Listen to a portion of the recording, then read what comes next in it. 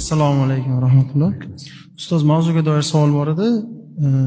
Ertalab tursam, qo'shnim olamdan o'tib qolgan ekan. Salom alik edi.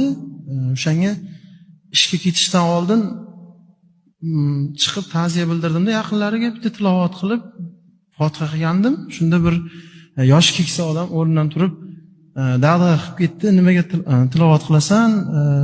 O'lik hali yuvilmagan o'likka tilovat qilib bo'lmaydi, unga bag'ishlab bo'lmaydi.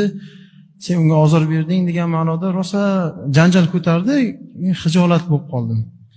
Men insongarchilik nuqtai nazaridan ishga bormasam bo'lmaydi. Ishga borish oldi bir ta'ziya bildirib, bir tilovat qilgandim. Shu qanchalik to'g'ri? Shaharda shunaqa narsa bor ekan. Inson vafot etgandan keyin mayit yuvilib toki janoza o'qilmagunigacha unga qiroat qilinmaydi, unga duo qilib bag'ishlanmaydi. Janoza o'sha duo. Janoza o'lik uchun, demak, o'lgandan keyingi eshik ochildi degan gap bo'ladi. Shuning uchun janozagacha qiroat qilinsa ham, istig'for aytilsa ham, tahlil aytilsa ham bag'ishlanmasdan turiladi.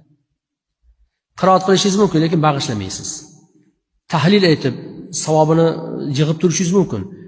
Istig'for aytib, masalan, vafot etibdi inson, to janozagacha 10 minut istig'for aytib qo'yaylik, keyin bag'ishlab qo'yadi. 10 minut istig'for aytib qo'ysangiz bo'laveradi.